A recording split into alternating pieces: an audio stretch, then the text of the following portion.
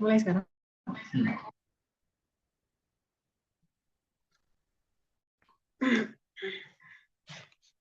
Teman-teman, karena hari sudah beranjak siang, monggo acara disko pada hari ini segera kita mulai. Ya.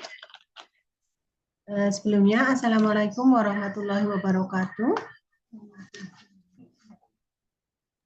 Waalaikumsalam warahmatullahi wabarakatuh. Selamat pagi, Dr. Sita, Bu Titi, Bapak Ibu pengurus Komite Keperawatan dan teman-teman perawat bidan selaku anggota Komite Keperawatan di Rumah Sakit Umum Daerah Panembahan Senopati yang kita cintai ini. Bersyukur kehadirat Allah Subhanahu wa taala atas limpahan barokah rahmat serta karunia-Nya sehingga pada hari ini hari Selasa tanggal 30 Desember tahun 2025 kita bisa berkumpul dalam acara Zoominar diskusi Komite Keperawatan Rumah Sakit Umum Daerah Panembahan Senopati Bantul dengan judul Implementasi Prinsip Etik Akuntability dalam Keperawatan. Yang terhormat, Florentina Sitarum selaku Kepala Bagian Keperawatan dan Mutu, aku Sri karo Pak Wahyu, Bu. Ayang guru meta karo Pak. Emang Pak Wahyu juga Pak. Pokoknya itu dari sini.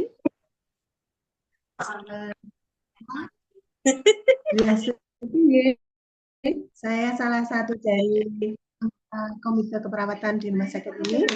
Pada hari ini saya ditugaskan untuk memandu acara.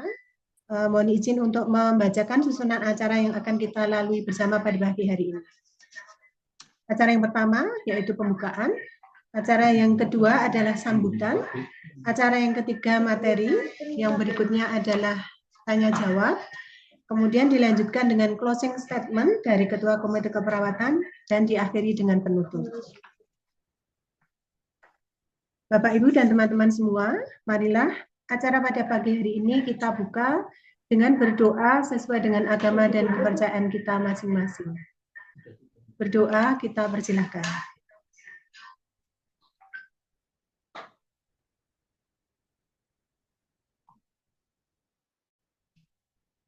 Berdoa cukup. Acara yang berikutnya adalah sambutan. Sambutan akan disampaikan oleh Dr. Florentina Sitamurti selaku kepada Dr. Sita. Kami Terima kasih, Mbak Dwi. Mohon izin, apakah suara saya jelas terdengar? Karena kalau dari Mbak Dwi itu agak putus-putus. Iya, terdengar jelas, Dok. Oh ya, oke. Ya, terima kasih. Assalamualaikum warahmatullahi wabarakatuh. Selamat pagi, salam sejahtera untuk kita semua.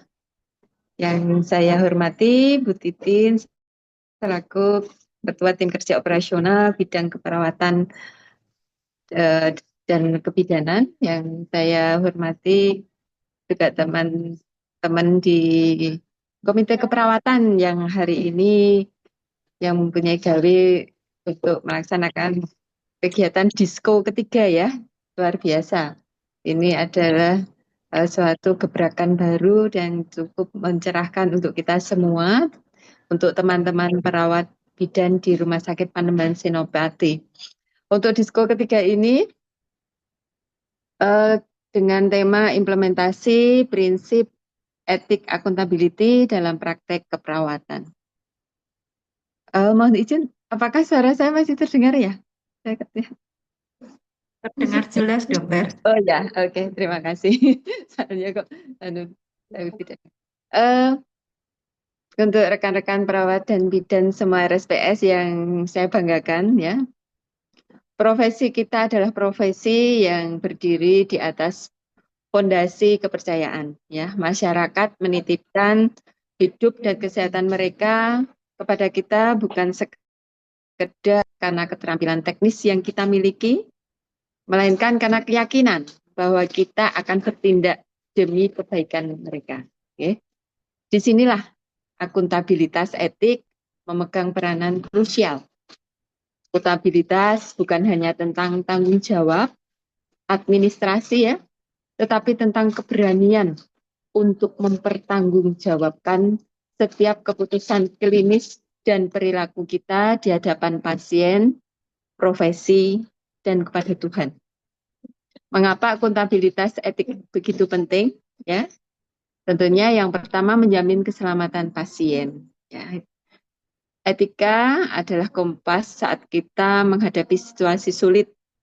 Dengan akuntabilitas yang tinggi, kita meminimalisir risiko kelalaian. Ya.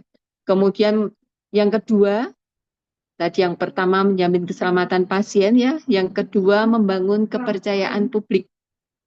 Kita tidak terlepas dari pelanggan-pelanggan kita yang setia mengakses Rumah Sakit Pademangan Senopati. Ketika masyarakat melihat perawat dan bidan teman-teman bekerja dengan integritas, kehormatan profesi perawat dan bidan akan selalu terjaga. Ya, itu kita pahami bersama. Dan tentunya hal penting yang selanjutnya adalah akan menciptakan otonomi profesional di mana kita hanya bisa menuntut otonomi dalam praktek jika kita mampu membuktikan bahwa setiap tindakan kita didasarkan pada standar etik yang kuat, ya. Teman-teman semuanya, dalam setiap tetes keringat dan layanan yang kita berikan, ingatlah bahwa etika adalah pembeda antara sekedar bekerja dan melayani, ya.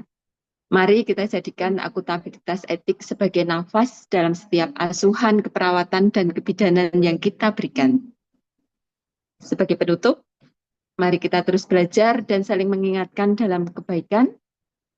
Mari kita buktikan bahwa perawat dan bidan kita bukan hanya kompeten secara ilmu, tetapi teguh dalam karakter.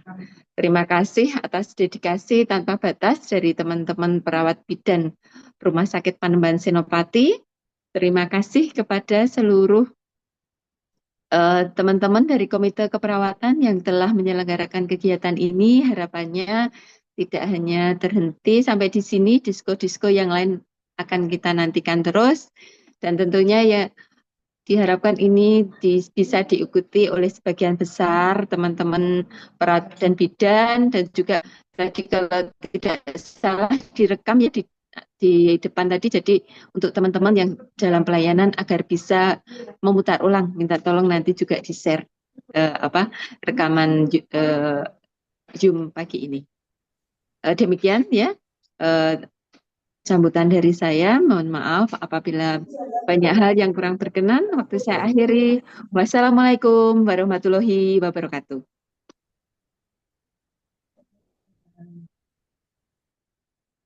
Terima kasih kami haturkan kepada Dr. Sita atas sambutannya. Semoga sambutan ini bisa menambah semangat bagi teman-teman dan kita semua untuk mengikuti disko pada hari ini. Menginjak acara inti, yaitu penyampaian materi disko ketiga, yang pada hari ini akan disampaikan oleh Bapak Nurul Budi Santoso SKPNAS, selaku Ketua Subkomite Etik Keperawatan. Nah, pada saat penyampaian materi nanti, apabila ada teman-teman yang ingin menyampaikan pertanyaan atau masukan, bisa ditulis di kolom chat ya teman-teman. Nah, kepada Bapak Nurul Budi Santoso, monggo kami persilakan.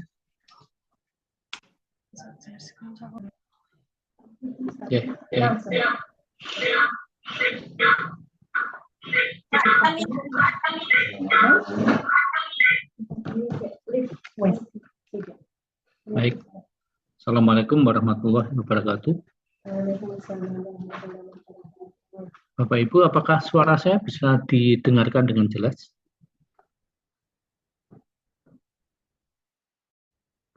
Bisa. Gimana? Oh, bisa. Baik, sampai ketemu lagi di diskonya. Disko pakai K ya, bukan pakai C. Ya, kalau pakai C itu Horek gitu. Sound horek. Baik, izin share screen.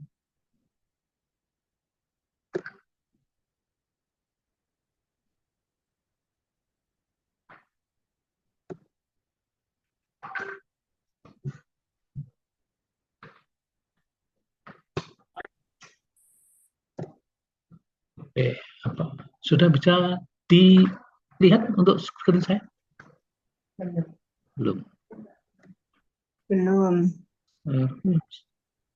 Ya, gimana? Sudah? Belum, Mbak. Stop it dulu. Sebentar.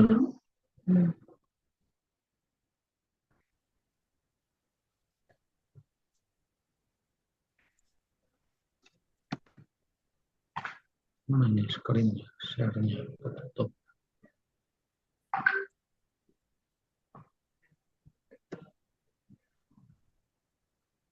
Sudah kelihatan? Sudah. OTW. Sudah. Sebentar. Sabar ya. Belum. Sudah kelihatan ya.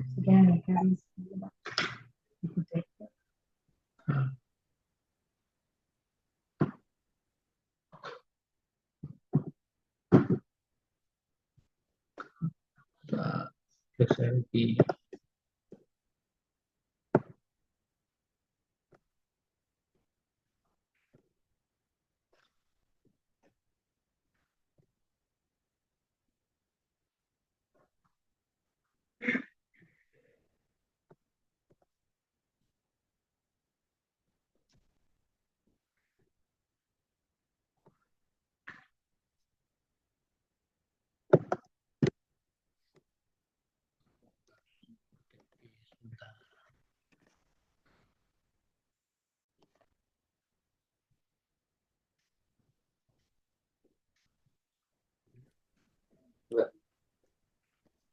Cepet dong kok.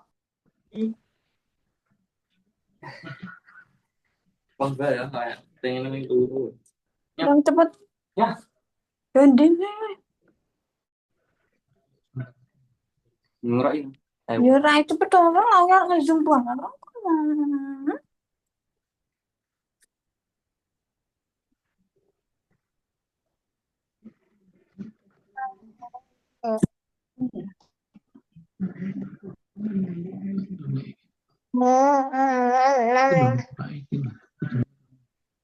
Buat jerawat ya.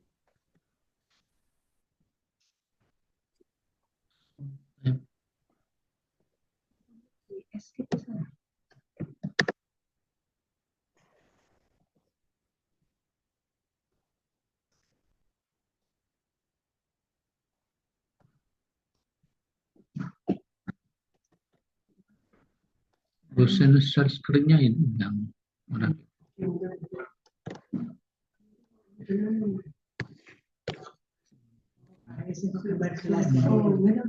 Ini udah.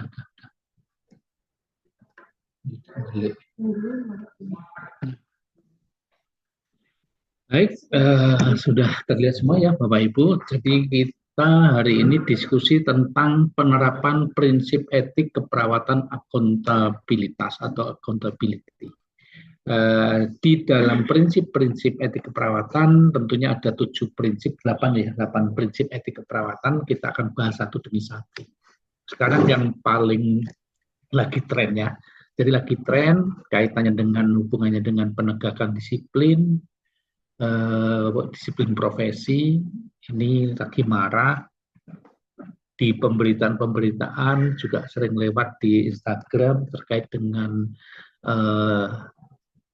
profesi teman kita sebelah. Udah beberapa yang sebenarnya masalah etik tetapi kemudian menjadi masalah hukum karena pada saat MD majelis etik disiplin profesi MDP ya, majelis disiplin profesi itu melakukan asesmen maupun sidang, kemudian muncul rekomendasi, maka disitulah aparat penegak hukum akan masuk. Nah, harapannya kita tidak mengalami hal-hal yang seperti itu. Padahal yang menjadi masalah adalah salah satu dari standar SPO, yaitu SPO tentang penulisan rekam medis. Hanya di situ. Jadi kesalahan di dalam penulisan saja sudah menimbulkan masalah hukum. Nah, Bapak Ibu, tentunya kita akan coba kayak apa yang terjadi sebenarnya, yang kita dianggap bahwa kita bertanggung jawab terhadap apa yang sudah kita lakukan, atau prinsip accountability atau tanggung jawab. Baik, ini ya, jadi accountability kemarin sempat kita sampaikan bahwa standar ini merupakan standar yang pasti bahwa tindakan seorang profesi dapat dinilai dalam situasi yang detail atau tanpa kecuali. Jadi setiap tindakan kita apapun, dari mulai asesmen sampai kita melakukan sebuah evaluasi dalam sebuah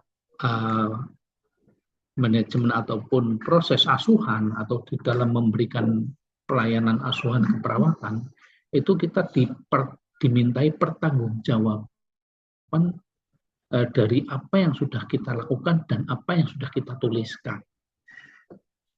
Nah, tentunya kita tidak lepas dari permasalahan-permasalahan ya. Ini sengketa pelayanan kesehatan di rumah sakit biasanya timbul karena rasa tidak puas. Pasien menduga telah terjadi kesalahan atau kelalaian tenaga medis atau tenaga kesehatan dalam melaksanakan tugasnya sehingga menyebabkan terjadinya kerugian pada pihak pasien. Nah, juga pada prinsipnya tindakan medis atau keperawatan yang tidak memenuhi standar profesi itu dapat dipidana. Karena kita sudah sampaikan kemarin bahwa etik terkait dengan baik dan buruk. Sedangkan disiplin adalah terkait dengan benar dan salah. Jadi kalau kaitannya dengan standar profesi itu adalah berhubungan dengan benar dan salah, maka di sini dapat dipidana. Kemudian sebagian yang saya amati, jadi sengketa pelayanan kesehatan yang diselesaikan melalui hukum pidana kebanyakan disebabkan karena human error. Padahal banyak ya sebenarnya faktor-faktor yang menyebabkan sengketa pelayanan kesehatan itu ada beberapa. Salah satunya adalah fasilitas, ketidaklayakan fasilitas, kemudian perbedaan persepsi, dan satunya lagi adalah komunikasi. Tetapi yang sampai muncul dalam persidangan melalui hukum pidana itu selalu yang muncul adalah dari masalah human error, yang dianggap seseorang melakukan malpraktek. Nah, ini yang menjadi konsentrasi dari diskusi hari ini. Ya. Bagaimana kita itu bisa terbebas ataupun terlepas dari dugaan-dugaan malpraktek atau tindak kalau di bahasa hukumnya itu kecerobohan atau kelalaian yang mengakibatkan luka atau yang mengakibatkan meninggalnya seseorang. Nah, itu harapannya kita terbebas dari itu.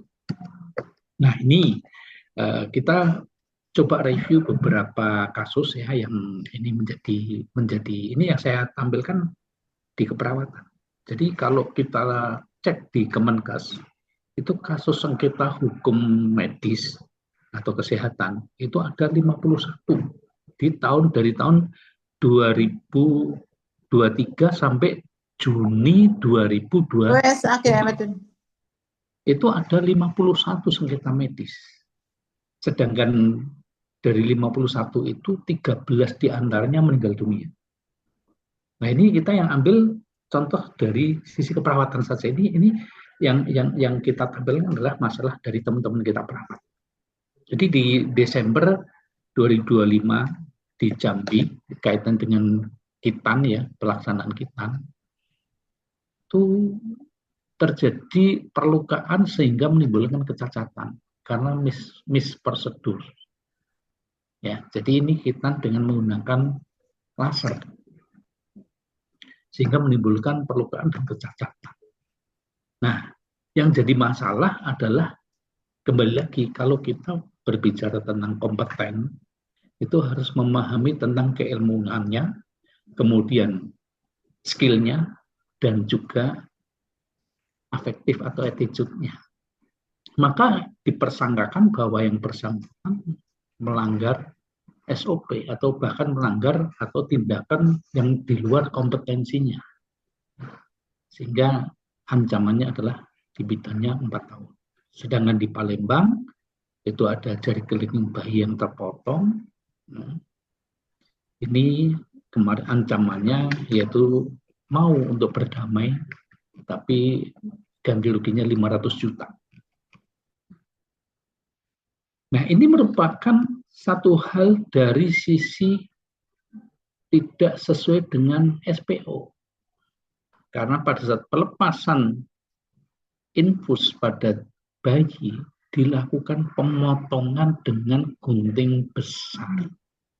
Sehingga kelingking tangan kiri bayi terpotong. Nah, kembali lagi kita review. Coba lihat lagi SPO kita. Pelepasan infus pada bayi. Jangan sampai kita melakukan pelanggaran SPO. Kemudian di Jakarta, ya tidak jauh, saya tidak perlu menyebut rumah sakitnya, di tahun 2023 sampai sekarang juga kayaknya belum selesai ya. Jadi kesalahan pemberian susu dan terlambat penanganan pada situasi krisis. Ini disangkakan ya bahwa kenapa ini terjadi? Ini juga di SPO kaitan dengan identifikasi benar obat atau benar formula yang diberikan. Padahal kita harus tujuh benar. Ya. Sekarang harus tujuh benar. Nah, ini kesalahan di dalam di tujuh benar tadi, yaitu salah obat atau salah formulasi atau susu formula yang diberikan. Padahal anak ini ada kelainan khusus menggunakan susu formula khusus, sehingga pada saat itu terjadi anak sampai kejang, kemudian berak ada darah dan sebagainya. Setelah dicek ternyata padahal keluarga sudah menyampaikan kok susu yang diberikan baunya dan baunya dan kekentalan dan warnanya sama. Tapi petugas perawat tetap menyampaikan bahwa ini sudah betul. Nah, apakah itu sudah dilakukan cross check? Manakala terjadi sesuatu hal sanggahan, sebaiknya kita harusnya melakukan cross check. Kemudian yang di Aceh, ini salah suntik, ini kaitannya dengan masalah yang memberatkan dari tuntutan itu adalah kewenangan klinis. Jadi pada saat itu yang memberikan suntikan adalah perawat yang tidak statusnya bekerja sebagai klinis, tetapi dia sebagai administrator, tapi basicnya perawat. Nah, nggak tahu apakah ini dimintai tolong atau ditugaskan karena pada saat tersebut tidak ada yang jaga sehingga ditugaskan padahal dia tidak memiliki kewenangan klinis dan penugasan klinis. Nah, ini yang menjadi diskusi kita ya. Nanti kita coba bagaimana kita menjadi accountable. Kita memiliki tanggung jawab dan tanggung gugat di dalam prinsip etik ini. Mari kita lihat juga di elemen utama accountability. Yang pertama adalah tanggung jawab pribadi. Jadi tanggung jawab pribadi seorang perawat itu bertanggung jawab pribadi secara profesional. Kita sudah diberikan tugas, diberikan mandat, diberikan penugasan klinis secara profesional, kita memiliki tanggung jawab pribadi. Jadi tidak lagi kita sebagai seorang yang, mohon maaf kalau kita di dalam keluarga, anak dari keluarga siap tidak, tapi kita harus bertanggung jawab secara pribadi sebagai profesi. Kemudian kita juga memiliki kewajiban profesional, yaitu perawat harus mematuhi standar praktek, standar kemudian kode etik dan hukum yang berlaku dalam profesi. Tentunya kita harus sadar hukum, sadar pedoman, sadar panduan, dan melek dasar, melek dari masih nanti masuk di bahkan aturan perundangan. Nah, aturan perundangan kita tentunya Undang-Undang 1723 dan Permenkes yang mengatur profesi kita. Ya, banyak sebenarnya, banyak ya. Kita monggo nanti yang kaitan dengan orang gawat darurat juga membaca tentang pedoman pelayanan emergensi yang di ICU atau di IRI juga ada ya Permenkes tentang kaitannya dengan pedoman pelayanan pelayanan intensif yang di HAD juga ada sendiri. Monggo dibaca lagi karena itu menjadi tanggung jawab pribadi kita secara profesi. Insya Allah kalau kita tahu, kita memahami tentang peraturan perundangan, kita akan lebih berhati-hati di dalam memberikan asuhan kepada pasien. Kemudian transparansi ya. Jadi kemudian perawat itu harus jujur transparan dalam melaporkan kesalahan atau kekurangan. Nah kayaknya di rumah sakit sudah deh. Kita sudah ada IKP, sudah ada pelaporan-pelaporan yang mana kita harus menyampaikan secara jujur kaitannya bukan untuk dipersalahkan tapi untuk melakukan sebuah perbaikan agar ke depan tidak lagi terjadi masalah yang sama. Nah ini yang menjadi fenomena di tempat kita. Saya sebagai ketua subkomite etik keperawatan, beberapa permasalahan itu menjadi terulang-ulang sama penyebabnya itu masih sama. Harapannya kita melakukan sebuah pelaporan yang jujur dengan harapan dicari sebuah sumber permasalahan dan mencarikan solusinya sehingga ke depan tidak lagi terjadi hal yang sama. Baik, kita lanjut. Nah, teman-teman, saya coba untuk membuat sebuah bagan alur terkait dengan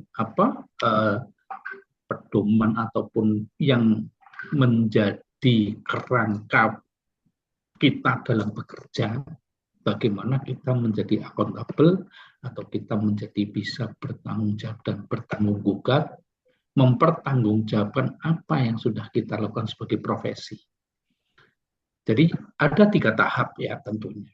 Yang pertama adalah apakah kita itu sudah memiliki legalitas di dalam bekerja di rumah sakit ini? Ya tentunya ada beberapa yang harus panjenengan temu semua sebagai insan profesional. Ya. Yang pertama adalah kita harus terregistrasi, memiliki STR yang tentunya sekarang sudah STR seumur hidup yang mana pada calon profesi kesehatan itu sudah dilakukan ujian kompetensi yang nantinya akan terbit STR. Kemudian sedangkan yang sudah lama atau yang STR, saya kira sekarang sudah STR seumur hidup semua ya. Tapi siapa tahu masih ada yang belum STR seumur hidup karena ada yang paling akhir di tahun 2027 masa berlakunya. Nah nanti silahkan dia mengajukan perubahan STR seumur hidup. Nanti silahkan kalau yang baru tadi menggunakan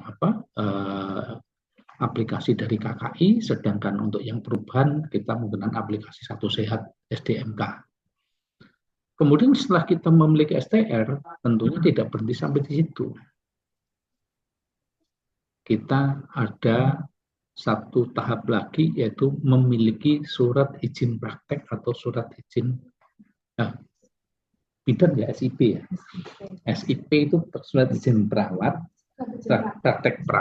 praktek dan surat izin SIP itu bidan ya. Tentunya ini merupakan hal yang langkah berikutnya untuk mendapatkan legalitas. Yaitu kita sudah ada aplikasi dari MPP ya. Mal pelayanan publik yang tentunya bisa Anda lakukan secara mandiri online ya, digital ya, jadi mal pelayanan publik digital. Silahkan nanti pada yang mengurus SIP baru itu yang disampaikan atau yang harus ada persyaratannya, salah satunya adalah STR seumur hidup dan tempat praktek. Sedangkan untuk yang SIP baru itu untuk yang paling lama 5 tahun ya, 5 tahun. Tapi kalau yang lebih dari 5 tahun setelah lulus atau tidak berpraktek, belum pernah memiliki SIP dan lebih dari 5 tahun, tentunya ada persyaratan lagi yaitu bukti kompetensi. Ini yang mengadakan harus mengajukan untuk ujian kompetensi yang diselenggarakan oleh Kementerian Kesehatan. Jadi 1 tahun itu untuk tahun ini, tahun 2025 itu baru kalau enggak salah 1 kali. Baru 1 kali karena ini perubahan. Nah, kemudian untuk yang memperpanjang tentunya ada kecukupan SKP yang ada 3 kategori. Yang pertama adalah pembelajaran, ya, tentunya itu nilainya 50%. Kemudian untuk yang pelayanan itu 30%. 30%, kemudian yang 5-15% adalah pengabdian masyarakat. Monggo nanti dicukupkan itu. Kemudian tentunya untuk ada satu lagi tahap, yaitu kita harus memiliki SPK atau surat penugasan klinis, yang mana itu melalui proses kredensial yang sudah teman-teman laksanakan, ya. Tentunya untuk kredensial untuk mendapatkan kewenangan klinis yang nantinya akan direkomendasikan kepada direksi untuk kita semua mendapatkan surat penugasan klinis. Nah, di dalam proses itu tentunya kita tidak akan lepas dari standar kompetensi perawat. Nah, mungkin teman-teman sudah membaca ya untuk buku digital standar profesi keperawatan, ya silahkan untuk bidan juga silahkan dibaca lagi untuk standar profesi bidan. Tentunya untuk mendapatkan pengakuan sebagai atau perawat yang kompeten itu mestinya harus didasari dengan keilmuan, kemudian skill yang mumpuni dan efektif atau didasari dengan attitude, ya. Nah, ini 3 komponen itu menjadi satu hal yang wajib dimiliki atau wajib kita kuasai, ya, untuk kita sebagai seorang yang kompeten.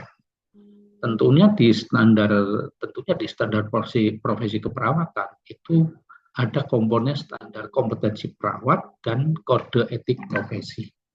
Nah, dari situlah nanti tadi yang diberikan surat kewenangan klinis pun akan mengacu pada standar kompetensi perawat yang sudah ditentukan.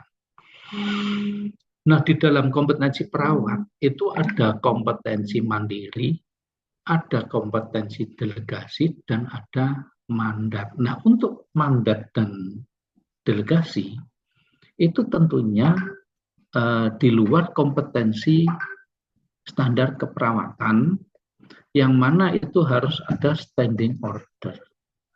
Nah, ini yang menjadi PR bagi kita. Karena standing order yang kita miliki itu terakhir kalau tidak salah tahun 2014.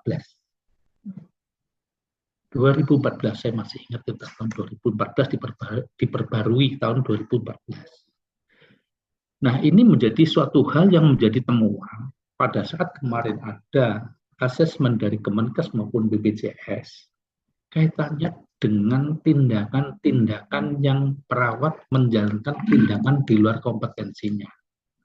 Nah, ini harusnya ada dasar, ada yang mendasar.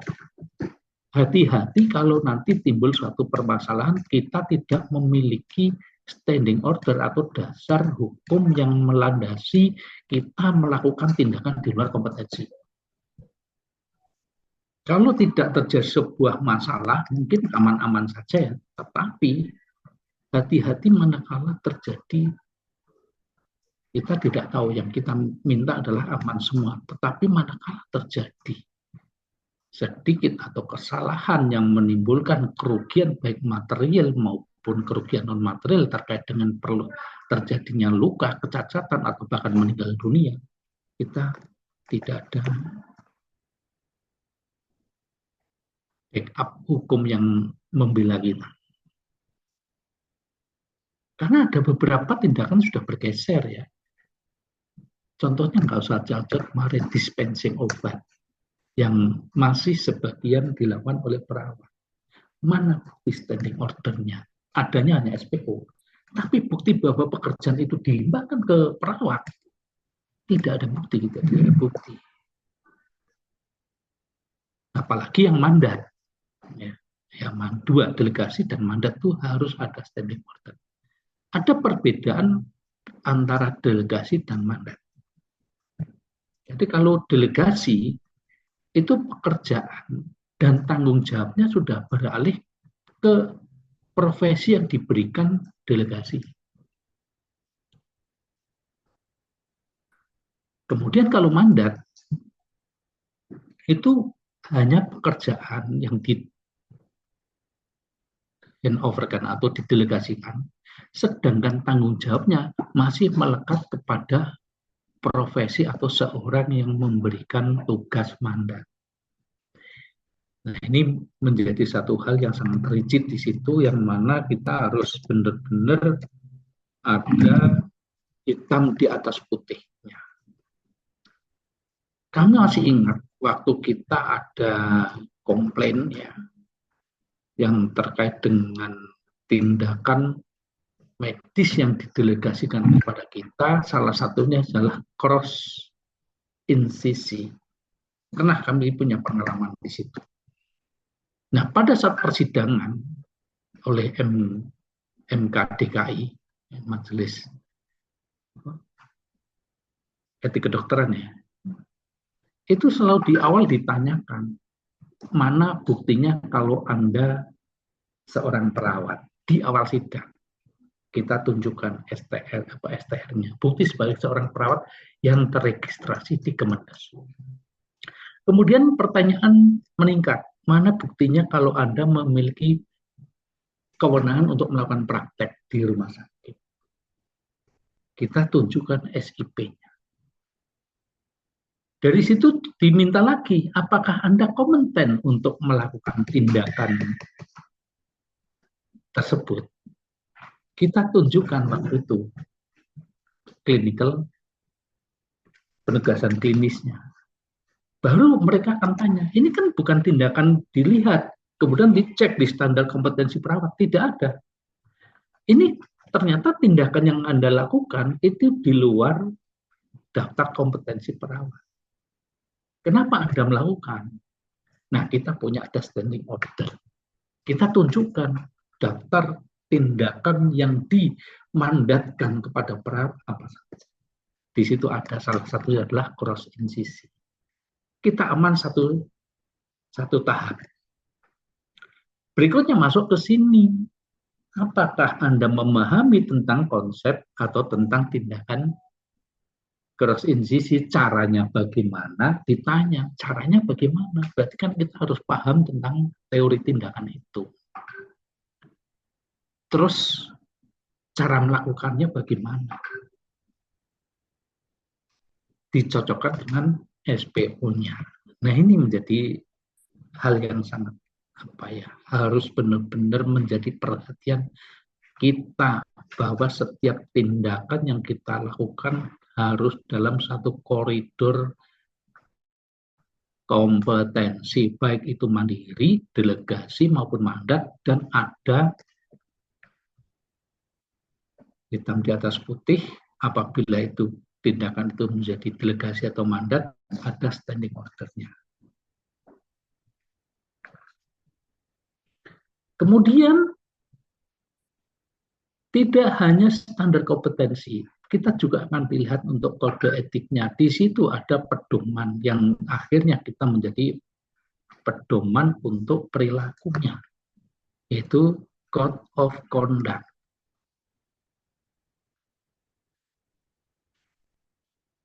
ini kita akan kalau diuji tidak ya, tapi akan dilihat apakah kita itu sudah memenuhi standar profesi perawat atau bidan apa belum. Itu pembuktiannya akan ada di situ.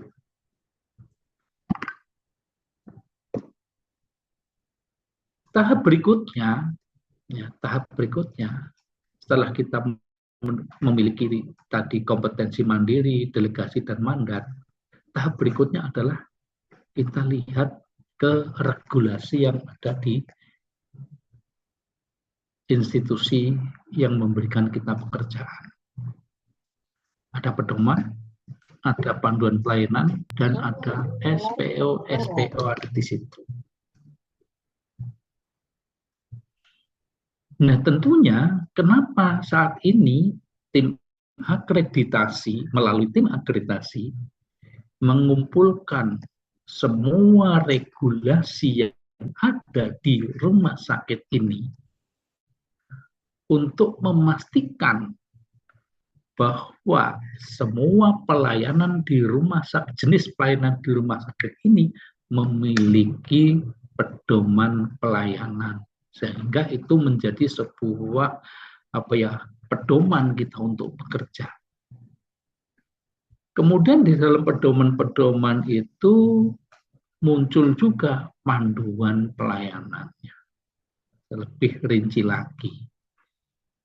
Nah, panduan pelayanan kita akan lihat yang menyusun siapa. Yang panduan yang menyusun adalah unit pelayanan, dengan tentunya berpedoman pada peraturan perundangan, Permenkes, dan guideline yang terbaru. Jadi kita juga, kenapa kita harus melihat setiap membuat panduan, membuat pedoman, dan membuat SPO, harus melihat guideline terbaru. Karena apa? Nah, di Undang-Undang 1723 bahwa nakes itu wajib meningkatkan kompetensi secara bertahap. Artinya kita harus selalu update. Jangan sampai pedoman atau panduan yang sudah tidak up to date masih kita pakai dan sudah tidak relevan lagi.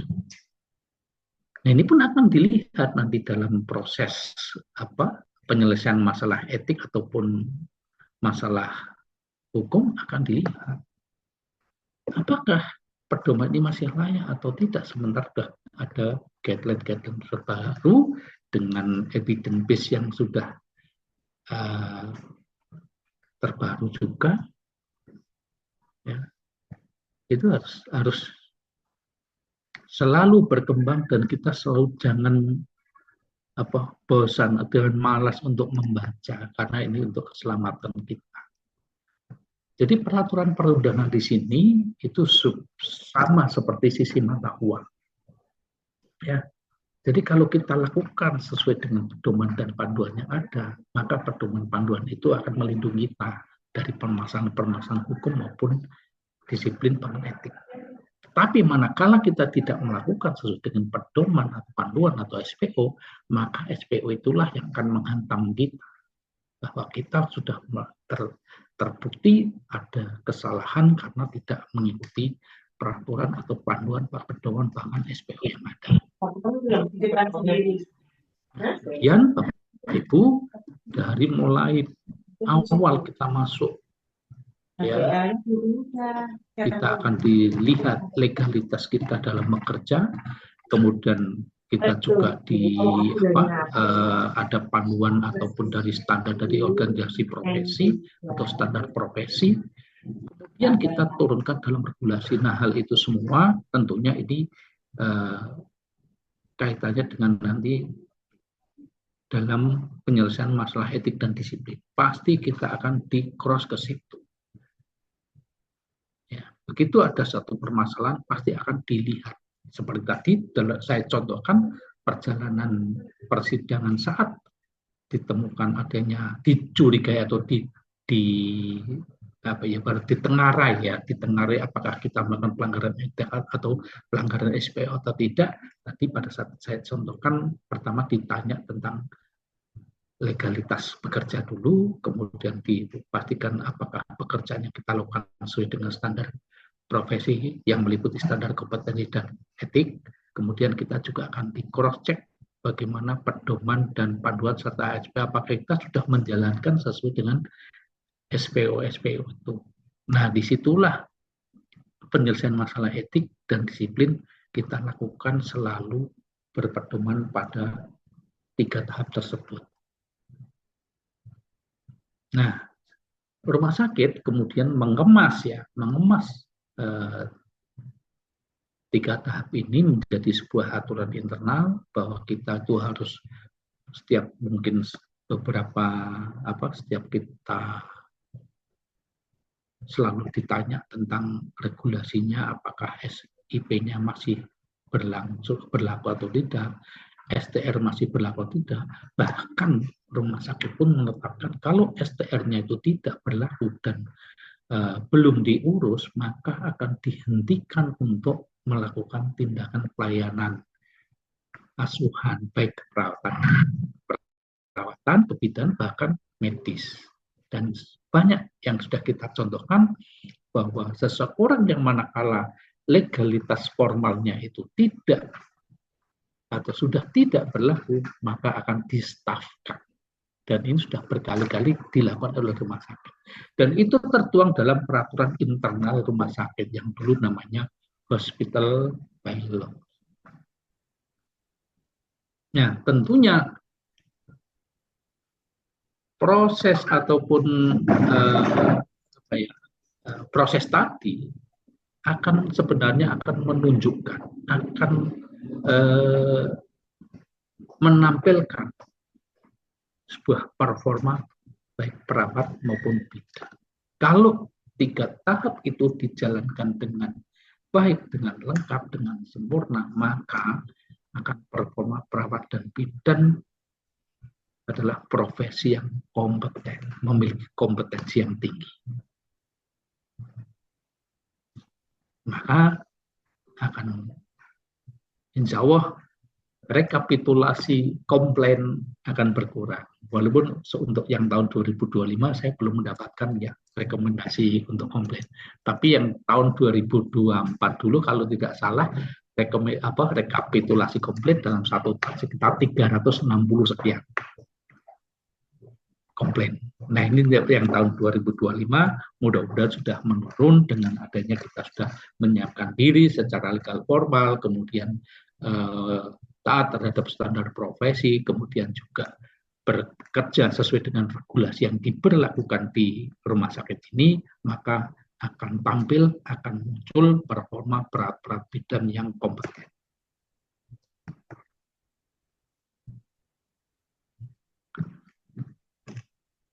Bagaimana? Lanjut.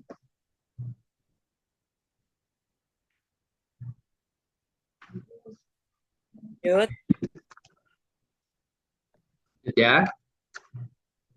Sambil menyiapkan pertanyaan boleh dicat. Nanti ada kata panitia ada door prize. Ya, monggo. Kita lanjutkan. Nah, tentunya standar itu kita buat dengan maksud bahwa standar kompetensi perawat itu untuk memberikan jaminan kepada masyarakat dalam mendapatkan pelayanan berupa asuhan keperawatan atau asuhan kebidanan oleh perawat atau bidan yang kompeten. Nah, ini tadi karena udah performanya udah sesuai, udah kompetensinya sebagai performa yang baik, perawat dan bidan yang kompeten, maka harapannya adalah masyarakat mendapatkan pelayanan dari perawat atau bidan yang kompeten. Nah, tentunya manfaat bagi kita apa? Manfaat kita tersedia dokumen untuk mendapatkan gambaran tentang kompetensi yang akan diperoleh selama pelayanan atau pendidikan dan pedoman dalam melaksanakan praktik perawatan. Jadi kita ada acuannya, nggak bingung, kita ada guidance. Silahkan buka. Mungkin dari keperawatan sudah membuka perpustakaan online ya, perpustakaan digital. silakan dibuka. Kalau Anda masih bingung pedoman, buka pedoman tentang apa. Mungkin ke depan tim-tim dari perpustakaan digital akan memasukkan tindakan keperawatan, SOP tindakan keperawatan yang jumlahnya itu lebih dari 500. Kalau di standar kompetensi perawat itu lebih dari 500. Kemudian diagnosa juga ada sekitar berapa ya, 174 kalau nggak salah. Ya, itu dimasukkan semua sehingga pada saat kita akan melakukan tindakan, nggak masalah kita buka dulu. Bukan berarti kita buka itu kepean itu berarti bodoh, tidak. Kita membuka pedoman praktek keperawatan yang kita punya sehingga Anda melakukan tindakan sesuai dengan SPO. Kemudian itu juga sebagai alat ukur kemampuan diri. Tentunya pada saat proses rekredensial panjenengan akan ada asesmen, baik self assessment ataupun dilakukan proses kredensial. Ya, itu dipakai pedoman itu standar kompetensi akan dipakai sebagai alat ukur. Kemudian bagi rumah sakit, tentunya itu sebagai perencanaan pegawai, tentunya mudah-mudahan kita ke depan juga dalam perencanaan pegawai mengacu pada standar kompetensi yang akan diinginkan atau diharapkan. Juga proses rekrutmen dan seleksi pegawai tentunya ada seleksi ada tertulis, ada wawancara maupun ada skill atau praktek. Selalu kita ambil dari standar kompetensi perawat. Dari skill yang kita ujikan itu selalu berpedoman pada standar kompetensi perawat. Kemudian pengangkatan dan penempatan dalam jabatan itu selalu juga akan tadi dinilai bagaimana tentang kompetensinya, dia expert di mana, maka itu sebagai dasar penilaian. Kemudian juga dipakai untuk penilaian kinerja, bahkan remunerasi. Ya. Kemudian kebutuhan pengembangan pendidikan dan pelatihan untuk memenuhi peningkatan pengembangan kompetensi perawat. Tentunya di awal akan ada sebuah evaluasi dari SDM, kelemahannya di mana, maka akan dimunculkan untuk kepentingan pendidikan yang dalam TNA ya, Training Need Assessment. Itu selalu kita pedomannya adalah dengan standar kompetensi perawat. Nah, kalau Bapak Ibu seksama coba baca tentang buku buku standar keperawatan digital, kita ada 335 masalah keperawatan. Ada 149 diagnosa keperawatan, dan ada 531 keterampilan. Nah, untuk yang 149 diagnosa keperawatan, tentunya itu sudah tertuang dalam SDKI, ya, yang sudah sesuai domainnya. Saya tidak akan bicara tentang domain, tapi dari 149 itu tersusun dalam domain. Kemudian 335 masalah keperawatan, silahkan di situ ada ketidakmampuan, ketidakmauan, dan tidak mengetahui. Nah, sebenarnya dari 335, kalau kita kelompokkan, ada 3. Jadi ketidakmauan, ketidakmampuan, dan ketidakpengetahuan, tidak mengetahui. Ya, ada 3 di masalah keperawatan. Kemudian untuk 531 keterampilan itu ada 4 tingkatan ya. Yang satu mengetahui tentang teori keterampilannya. Jadi misalkan timnya memandikan, ya kita tahu tentang teori keterampilannya, urut-urutannya apa, secara teori kita paham. Baru nanti kalau sudah mengetahui ada solusinya. Tentunya, kalau seperti ini akan terjadi seperti ini. Kalau dilakukan ini alasan rasionalnya akan seperti ini. Ini yang tingkat 2. Kemudian kompetensi tingkat 3 itu mampu melakukan di bawah supervisi. Dan kompetensi tingkat 4 ya, itu mampu melakukan secara mandiri. Nah, untuk perawat yang bekerja di rumah sakit, itu sebenarnya hanya 2 level tingkatan yang harus dikuasai, yaitu tingkat 3 mampu di bawah supervisi atau mampu secara mandiri. Untuk 1-2 itu levelnya baru pendidikan. Tapi kalau panjenengan semua harusnya sudah di level 3 dan 4. Nah, monggo nanti yang sekiranya masih ada yang belum paham, yang kok sampai satu tindakan kok sampai belum paham, tolong dibaca lagi tentang teorinya bagaimana dan rasionalnya bagaimana. Tapi harusnya kalau sudah dipekerjakan di rumah sakit, harusnya minimal level 3 dan 4. Berarti yang belum silahkan kejar. Jangan sampai seperti tadi permasalahan yang di mana tadi yang Kitanan tadi. Karena itu tidak memahami teorinya. Sehingga terjadi kesalahan yang fatal sehingga menimbulkan kecacatan. Karena secara konsep teorinya tidak dipahami dengan baik. Oh, kalau gitu itu salahnya error ruhannya, Pak.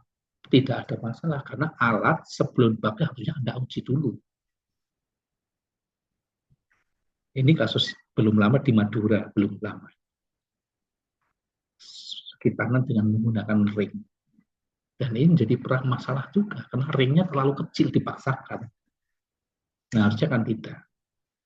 Ya, teman-teman ya, monggo kita coba introspeksi diri atau kita coba kita sampai di mana kemampuan kita dan tingkatkan secara bertahap. Karena itu tugas ataupun kewajiban sebagai nakes yang tertuang di dalam Undang-Undang nomor 17 tahun 2003 bahwa nakes harus meningkatkan kompetensinya secara bertahap. Itu kewajiban. Oke? Kita sampai jam berapa, Pak? Masih ada waktu? Kalau masih ada waktu, saya munculkan contoh-contoh pelanggaran di MDKI.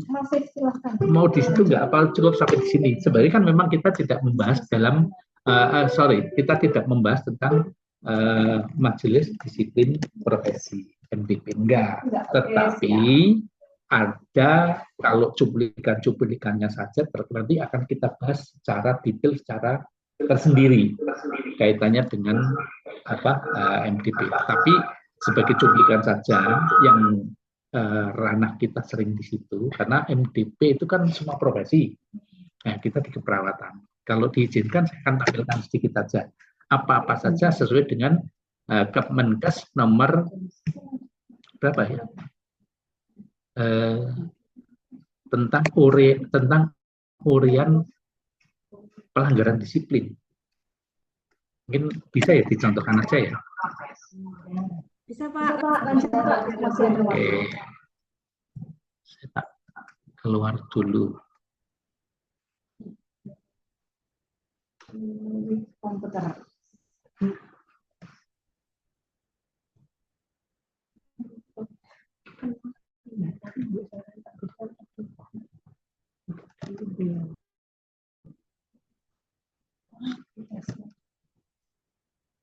Beda slide, Pak. Ya, beda slide. Enggak, sudah tak stop share. Sudah stop ya. Sama tak tampilkan lagi. Ini untuk mengingatkan ini riskan ya di tempat kita. Terjadi ada 17. Sebenarnya di perundangan itu ada 17 pelanggaran disiplin. Maaf ya, ini agak lumayan trouble di teknik.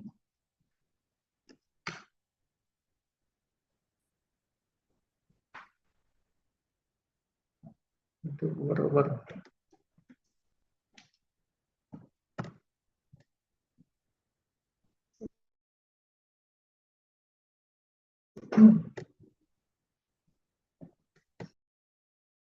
monggo teman-teman.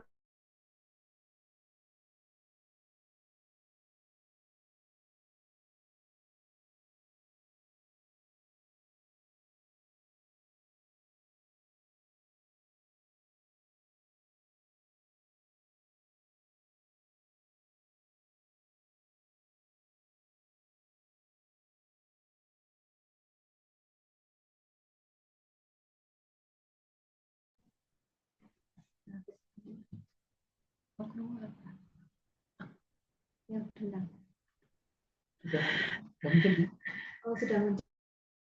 Teman-teman, kalau ada pertanyaan atau masukan bisa ditulis di kolom chat, ya.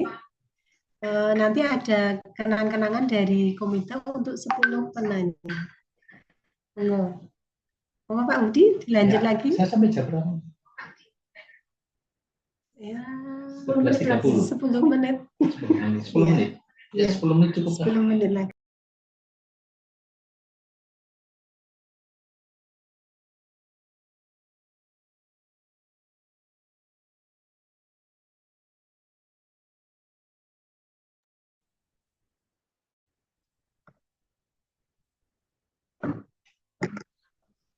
Ya. Jadi yang pertama ada 17 ya, 17 jenis pelanggaran disiplin, baik namet maupun nakes. Namet itu tenaga medis, ya tenaga medis dan tenaga kesehatan. Jadi yang pertama adalah melakukan praktek tidak kompeten. Coba kita urai satu-satu. Melakukan praktek keprofesian atau memberikan pelayanan kesehatan pada pasien di luar batas kompetensi, baik dalam penegakan diagnosis maupun dalam penata laksanaan pasien. Melakukan praktek pasien atau memberikan pelayanan kesehatan pada pasien tanpa memiliki pengetahuan, keterampilan, dan sikap atau perilaku yang sesuai dengan keilmuan. Nah, artinya tadi di dalam bagan yang saya buat itu sudah mencakup ini ya. Jadi setiap kita memberikan atau melakukan pelayanan asuhan keperawatan maupun kebidanan harus didasari dengan pengetahuan atau ilmu, keterampilan, dan sikap yang sesuai dengan keilmuannya. Artinya kita benar-benar harus memahami apa yang akan kita lakukan. Bukan sekedar melihat, oh seperti itu, kemudian biasanya tidak. Kita harus benar-benar memahami tentang tindakan yang kita lakukan, baik secara teori, secara langkah-langkah skillnya, dan sikap kita. Kalau tidak, maka kita semua dianggap melakukan praktek tidak kompeten. Nah, kapan pelaksanaan itu? Sejak asesmen yang nanti ada penegakan diagnosa sampai penata laksanaannya. Itu rentangnya. Harus memahami semua. Maka Anda kan dibekali keilmuan melalui tahap sekolah secara formal, kemudian ada tahap lagi pendidikan peningkatan kompetensi dalam bentuk seminar, workshop, in-house training, itu dengan harapan menuju ke sini. Oke, lanjut. Orang sedikit.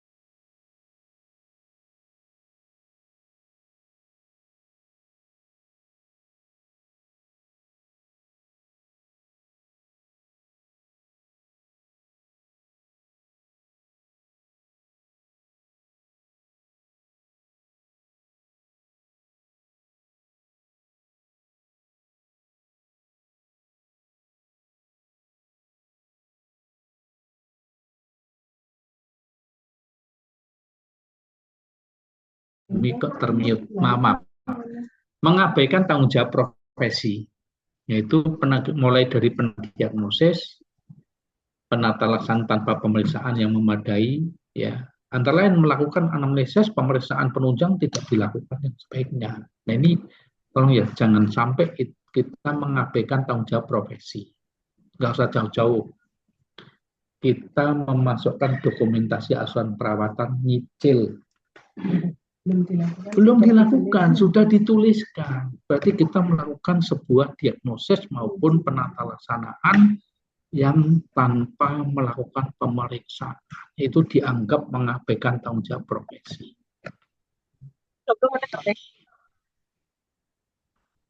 Kemudian tidak melakukan pertolongan darurat terputus. Bapaknya yang ngomong Sudah dengar belum? Sudah? di pojok pinggir. Tidak melakukan pertolongan darurat padahal tidak membahayakan diri kecuali apabila ada orang lain yang bertugas yang mampu melakukan.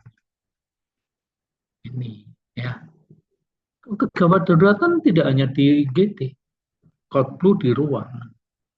Nah, kita punya kewajiban untuk melakukan pertolongan selama tidak mengancam diri kita, misalkan dalam kondisi situasi perang, lah itu beda lagi. Ini kan tidak melakukan pemantauan terhadap kondisi pasien. Nah, ini ada kaitan dengan Pak Sihono ini. Ya, ini ada early warning system. Itu kita melakukan EWS itu merupakan sebuah pemantauan terhadap kondisi pasien pasca tindakan, atau bahkan setelah kita sudah melakukan tindakan memberikan injeksi misalkan, kita harus melakukan pemantauan evaluasi sampai berapa reaksi dari obat itu masuk. Coba bayangkan kita injeksi itu kemudian pergi, kita nggak melihat reaksinya. Ternyata ada anafilaktik shock terjadi, pasien terabaikan. Nah, ini dianggap kita mengabaikan tanggung jawab profesi. Terlambat atau hadir saat pasien dalam kondisi gawat darurat, laporan segera direspon. Sama seperti saya contohkan PMI maupun PSC. Sering kita di-prank. Ada kejadian di sini tetap jalan walaupun di-prank. Walaupun sampai tempat kejadian ternyata nggak ada apa-apa. Tapi yang kita antisipasi adalah seandainya itu betul dan kita tidak hadir di situ, kita dianggap mengabaikan.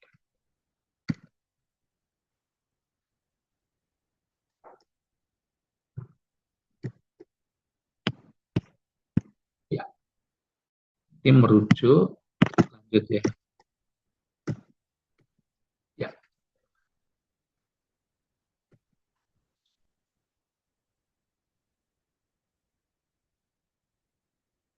Ini penyalahgunaan kewenangan profesi melakukan pelayanan yang seharusnya tidak dilakukan atau melakukan yang harusnya dilakukan sesuai dengan tanggung jawab profesi. Nah, ini ya, memberikan pelayanan kesehatan yang melampaui kewenangan tidak boleh. Ada pengecualian.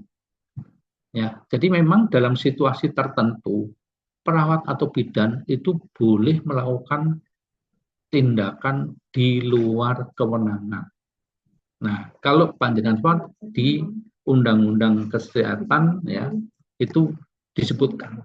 Tapi ketentuan tertentu itu ada ketentuannya. Satu, tidak adanya tenaga medis di tempat tersebut. Kemudian situasi gawat darurat. Satu lagi adalah dalam kondisi KLB atau bencana. Ini menjadi catatan ya. Jadi kalau di tempat kita sudah tersedia semua, konsultan juga dekat, maka kita kalau memang di luar kewenangan itu harusnya ada standing order. Kalau tidak, hati-hati, bahaya. Lanjut. Ini saya tidak sampaikan untuk penyakit zat berbahaya karena semua baik profesi apapun tidak boleh penggunaan obat-obat terlarang saat melakukan praktek profesiannya. Penipuan, ya. Jadi menjelaskan penjelasan dengan yang jujur, kemudian etis dan memadai bentuk penipuan tidak memberikan penjelasan yang jujur, etis dan memadai. Artinya informasi mengenai tindakan asuhan keperawatan atau medis akan dilakukan diagnosa dengan tata cara atau tindakan medis dengan tujuan tindakan tersebut ada alternatifnya, kita harus memberikan. Makanya pada saat kita akan melakukan, sekaligus disampaikan tentang risikonya. Jadi risikonya harus disampaikan, kita harus jujur. Nggak boleh memberikan informasi yang tidak sesuai. Ya, siapa yang untuk memberikan, kalau informasi ini tentunya kalau informasi terkait dengan masalah tindakan, kemudian diagnosa, bukan kita.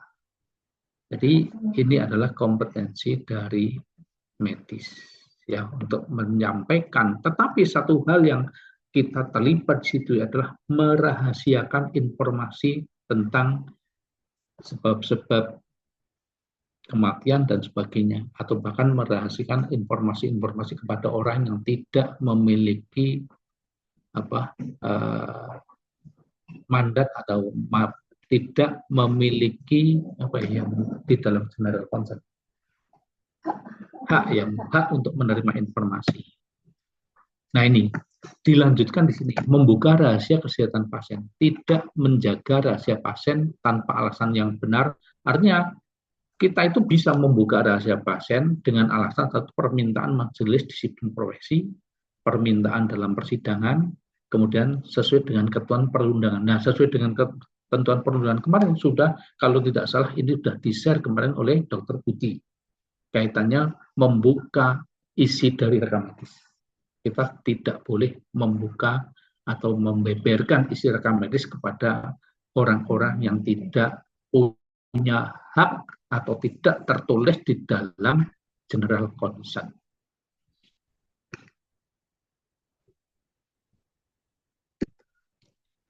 Kemudian melakukan perbuatan tidak patut atau tidak pantas atau perbuatan seksual, tetapi ini melakukan tindakan asusila pada saat melakukan praktek keperawatan atau saat memberikan pelayanan keperawatan. Lalu perbuatannya itu dilakukan tidak saat melakukan tindakan atau tidak saat bekerja, bagaimana Pak? Itu bukan ranahnya etik disiplin profesi, tapi itu ranahnya hukum secara umum ya.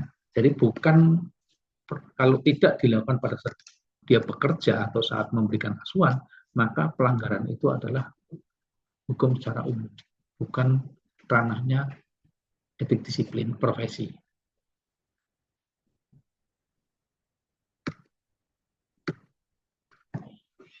Pemeriksaan atau pengobatan berlebihan. Nih, melakukan pemeriksaan atau memberikan terapi tidak sesuai dengan kebutuhan kesehatan dan membahayakan pasien atau terkait dengan masalah pembiayaan. Pengobatan atau pemeriksaan yang berlebih untuk mendapat keuntungan. Biar ada bonus, mayok ke unit penunjang dan sebagainya. Nah, ini ada beberapa yang kita tidak sengaja melakukan. Misalkan contoh pasien baru datang, belum ada instruksi untuk melakukan pemeriksaan laboratorium. Sudah kita ambil dulu sekalian karena pada saat itu ngambil memasang infus. Padahal setelah dilakukan pemeriksaan ternyata tidak dilakukan pemeriksaan yang kita maksud. Ini masuk dalam kategori pelanggaran disiplin. Walaupun secara hati nurani maksud kita untuk mengurangi rasa sakit yang dilakukan karena harus menusuk 2 kali. Ya kita harus lihat-lihat tentunya kalau misalkan kalau pasien rawat inap pasti akan dilakukan pemeriksaan laboratorium yang rutin ya. Tetapi untuk pemeriksaan tertentu apakah itu bisa tetap akan dilakukan belum tentu. Nah makanya ini harus hati-hati walaupun secara itu tadi kita maunya adalah baik untuk tidak mengurangi rasa sakit harus ditusuk ulang. Tapi ini bisa dimasuk dalam kategori pemeriksaan atau pengobatan berlebih dan itu pelanggaran disiplin. Lanjut, tidak membuat atau menyimpan rekam medisnya. Ya. Jadi tidak melakukan pendokumentasian rekam medis itu sudah merupakan pelanggaran karena yang punya kewajiban untuk menulis rekam medis adalah dokter, perawat bidan, farmasi, gizi, dan medis. Itu yang punya kewajiban. Kalau itu sampai tidak melakukan pencatatan, maka begitu ada masalah dan terbukti tidak tercatat di situ, itu menjadi pelanggaran disiplin dari profesi. Maaf Pak Budi. Ya. Waktunya Ya. sudah. Baik, seperti satu ini. Sudah mau habis, Pak. Satu aja ini yang saya merah-merahi. Ya, jadi membuat keterangan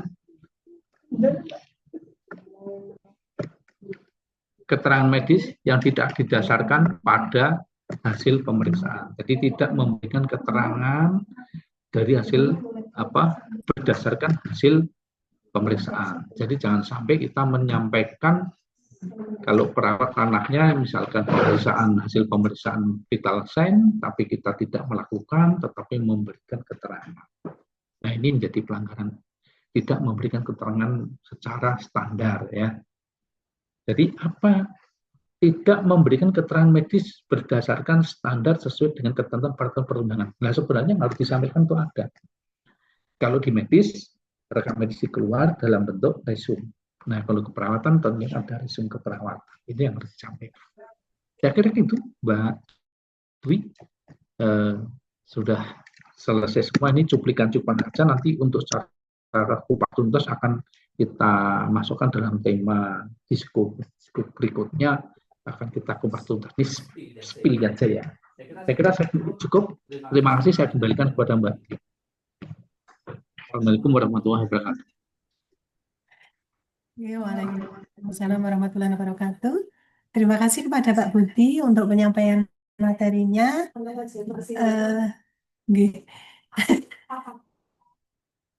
Kepada teman-teman, ini di kolom chat belum ada pertanyaan atau masukan. Mungkin ada yang mau bertanya langsung kepada Pak Budi. Mungkin bisa raise hand ya. Silahkan.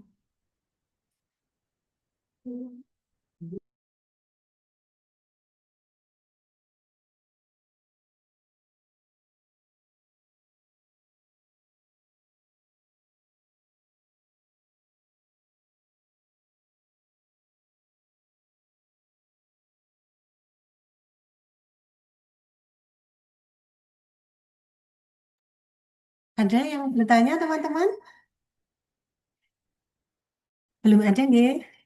Nah, untuk masukan tadi sudah ditulis di form absensi ya Mbak Rini. Ya. Oh iya, ini Mas Rian, ini ada satu pertanyaan Pak Budi. Jika perawat mempunyai double job, RKK-nya bagaimana? Monggo Pak Budi, silahkan.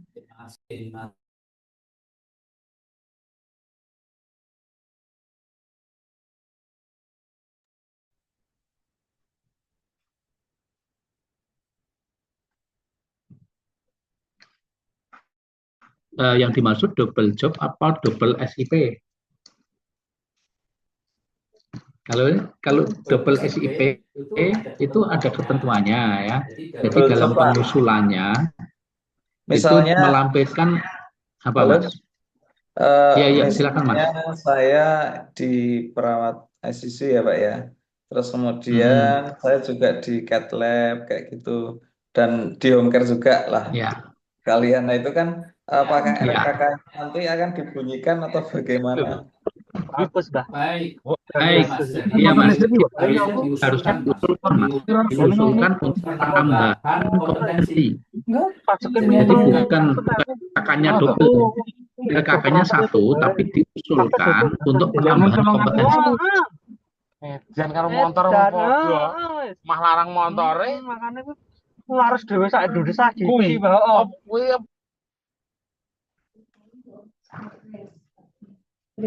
Itu ya Mas Rian ya. Jadi jenengan silakan mengajukan usulan untuk perubahan RKK yang nantinya ada penambahan kewenangan klinisnya. Jadi bukan double RKK ya, atau double penugasan klinis tidak, tetapi penambahan kompetensi. Oh, jadi RKK-nya satu, cuman di dalamnya itu dibunyikan. Ya, jadi diusulkan penambahan kompetensi. Oh, nggih. Soalnya teman-teman home care kan juga double job toh Pak itu.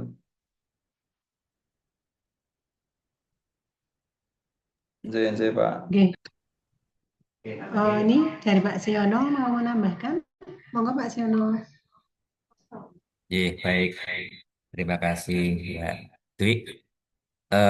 Jadi mungkin perlu dibedakan antara uraian tugas dengan kewenangan klinis ya. Secara ketugasan seperti Mas Rian kan ada di home care sama di ICCU, mungkin nanti sama di cat lab. Nah, kalau yang berhubungan dengan kewenangan klinis tadi sudah dijawab oleh Mas Budi bahwa itu adalah penambahan. Nah, bagaimana dasar untuk penambahan? Nah, silahkan nanti dengan melampirkan sertifikat pelatihan atau tambahannya itu sehingga nanti eh, tambahan keterampilan itu kita tambahkan di rincian kewenangan klinisnya. Jadi SPK RKK itu ketika di rumah sakit tidak ada yang SPK RKK itu double. SPK RKK itu tetap hanya satu, cuma nanti ketika ada kompetensi tambahan ya kita tambahkan di situ. Mungkin itu tambahan saya. Oke, Pak.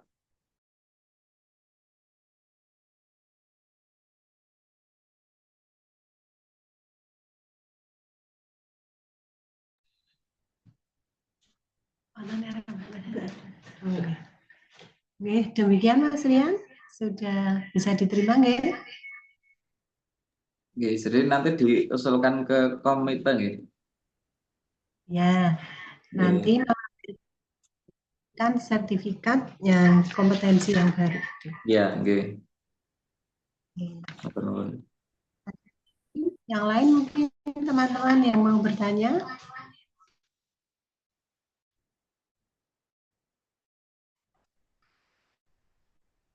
Nanti saya bertanya pada diri saya sendiri.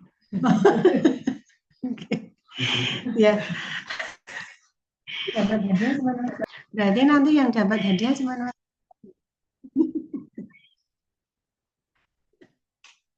Sudah tidak ada pertanyaan. Kalau memang sudah tidak ada pertanyaan, mungkin bisa di disko untuk bulan depan gimana nih? Triwulan yang akan datang ya? Februari ya. Tahun depan. Februari nanti ada disko.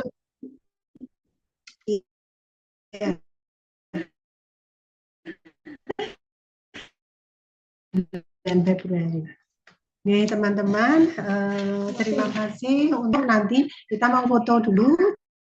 Juga ada sedikit closing statement dari Ketua Komite Keperawatan kita. Monggo Mbak Sri Riana. Terima kasih atas waktunya. Bismillahirrahmanirrahim. Assalamualaikum warahmatullahi wabarakatuh. Waalaikumsalam warahmatullahi wabarakatuh. Yang terhormat Dr. Florentina Sitamuti, Kepala Bidang Keperawatan dan Penjaminan Mutu. Yang kami hormati Ibu Rohayati Masito, Nas Rohayati Masito, Nas Budi, Nas Yohana, Nas Dwi, dan teman-teman Komite Keperawatan, serta Bapak Ibu dan teman-teman peserta Disko 3. Menarik sekali tadi materi dari Pak Budi tentang etik dan disiplin ya, Kak. Tadi disampaikan etik itu baik dan buruk, disiplin benar dan atau salah ya, Pak ya. Jadi hadapannya dengan materi Disko 3 ini kita akan dapat meningkatkan performa perawat dan bidan di Rumah Sakit Panembahan Senopati Bantul. Jadi sebentar lagi ganti tahun, jadi 2026 kita harus lebih baik dari 2025. Harapannya kita semua tidak ada sampai yang tersenggol proses Ada kata-kata terakhir, Mbak. disiplin. Ada kata-kata hari ini.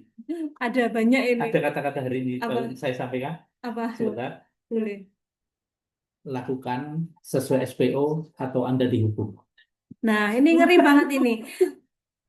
Kata-kata terakhir dari Pak Budi tadi, lakukan sesuai SPO atau Anda dihukum. Jangan sampai kita kesenggol proses hukum.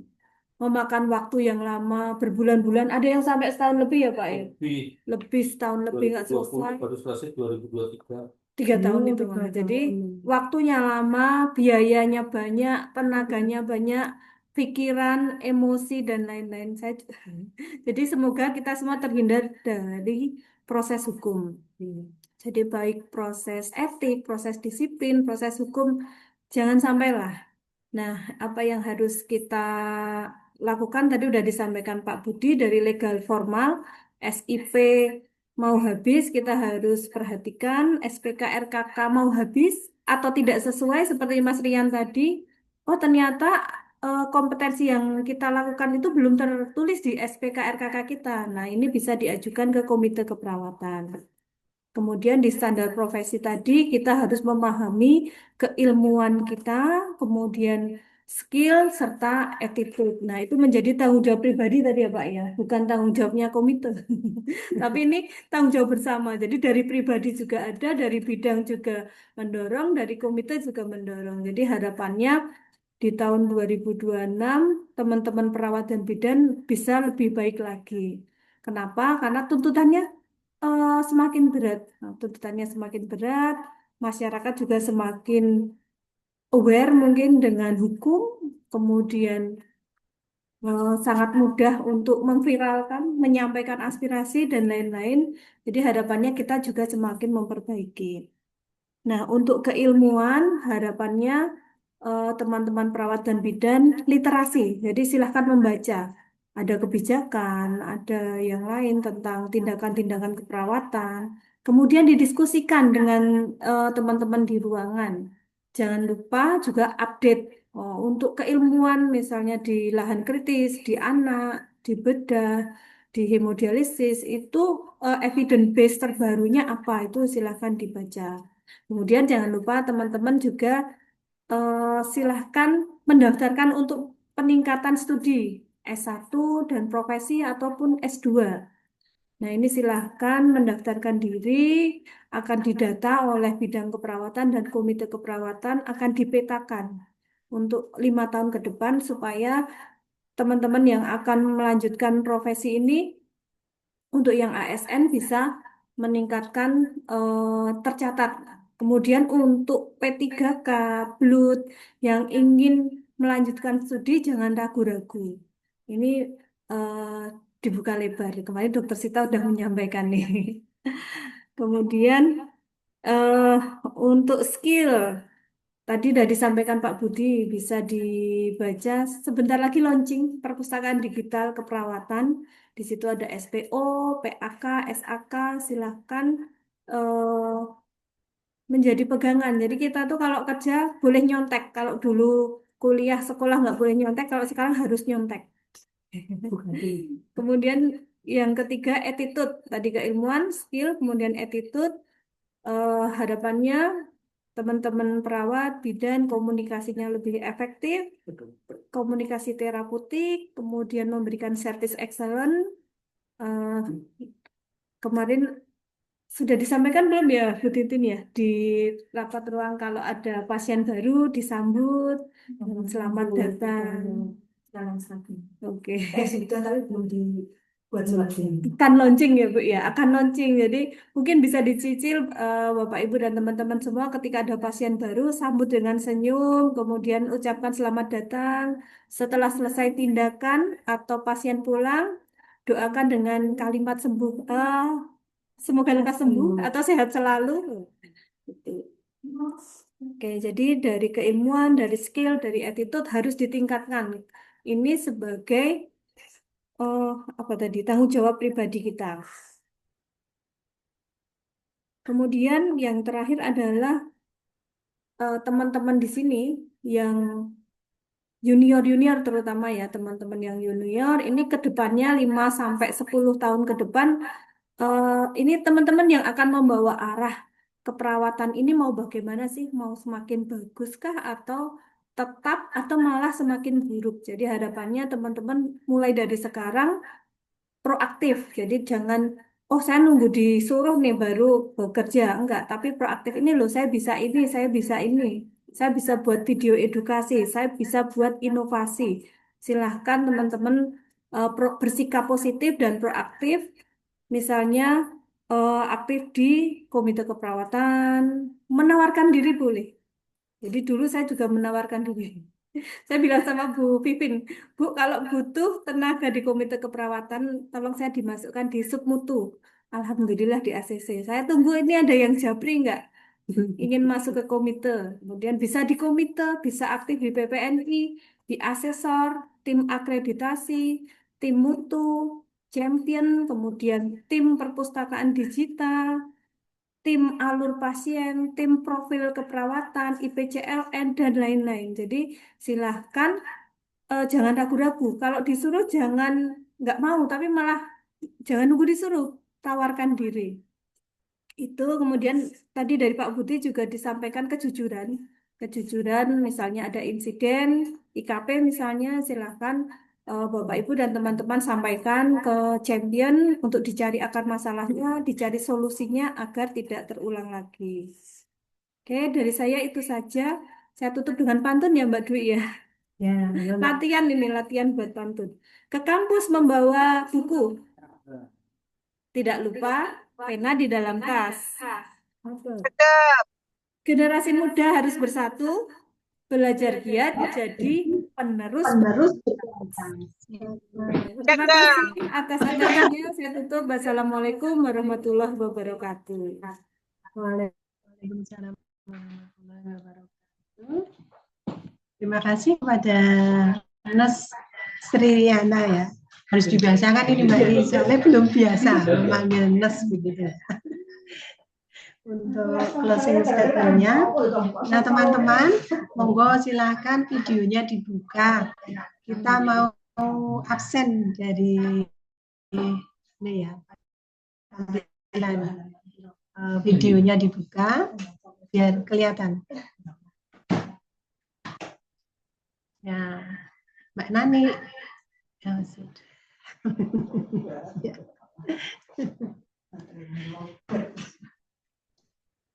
Ini yang Yudhistira belum deh. Monggo Mbak Menu atau siapa ini?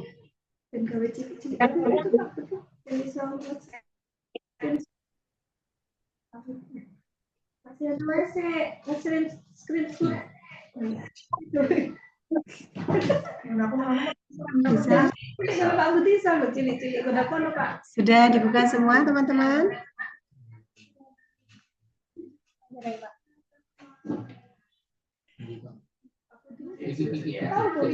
Oh, galeri. Oh, sudah. Senyum deh, yang pakai masker dibuka dulu. Ayo Mbak Eras dibuka. Nah, yuk senyum deh. 1, 2, 3. Berapa slide ini Pak? Slide berikutnya ya.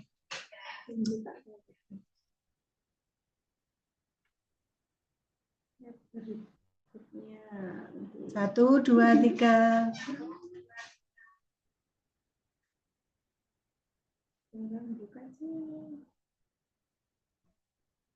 Pak Zena, dengan tak? Sambung ya Pak. Nah, kayak kukunya ditutup. Dengan screenshot. Oh, udah aku kan loh. Bisa tapi mengarep kau.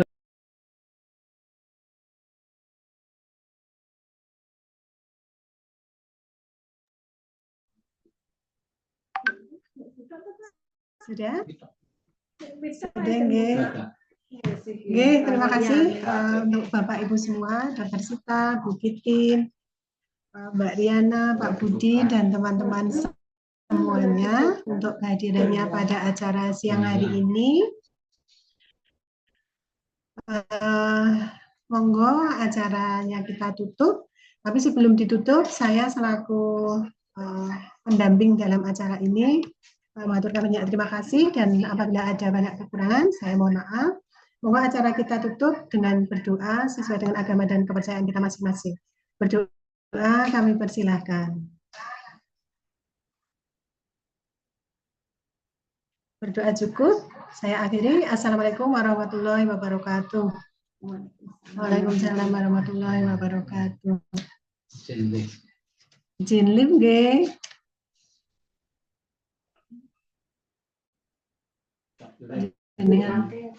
Jenengan tutup bae, Mbak.